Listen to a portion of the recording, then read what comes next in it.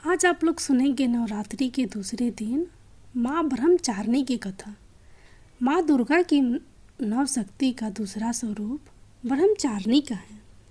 यहाँ ब्रह्म का अर्थ तपस्या से है।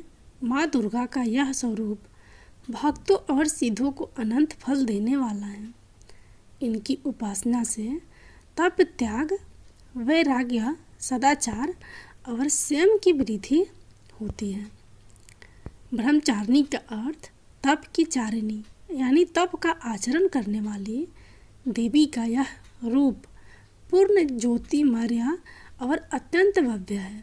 इस देवी के दाएं हाथ में जप की माला है और बाएं हाथ में यह कमंडल धारण किए हैं।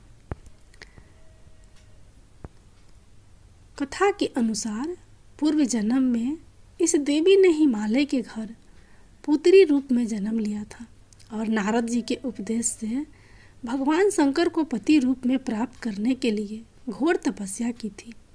इस कठिन तपस्या के कारण इन्हें तपचारिणी अर्थात ब्रह्मचारिणी नाम से अभिहित किया गया।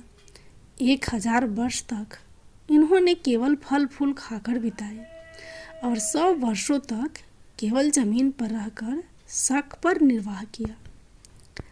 कुछ दिनों तक कठिन उपवास रखे और खुले आकाश के नीचे वर्षा और धूप के घोर कष्ट सहे। 3000 वर्षों तक टूटे हुए बिल्व पत्र खाए और भगवान शंकर की आराधना करती रही।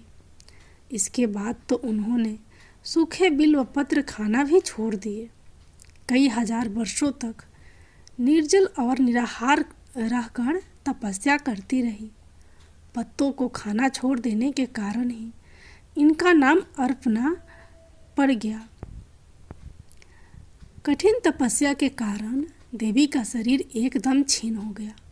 देवता, ऋषि, सिद्धगण, मुनि सभी ने ब्रह्मचारिणी की तपस्या को अद्भुतपूर्ण पुण्य कृत्य बताया, सराहना की और कहा कि हे देवी, आज तक किसी ने इस तरह की कठोर तपस्या नहीं की।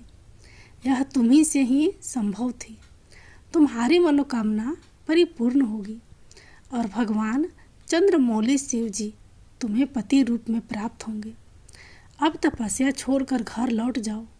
जल्द ही तुम्हारे पिता तुम्हें बुलाने आ रहे हैं। इस देवी की कथा का सार यह है कि जीवन के कठिन संघर्षों में भी मन विचलित नहीं होना चाहिए। माँ ब्रह्मचारिणी देवी की कृपा से सर्वसिद्धि प्राप्त होती है। दुर्गा पूजा के दूसरे दिन देवी के इसी स्वरूप की उपासना की जाती है। ब्रह्मचारिणी माता की जय।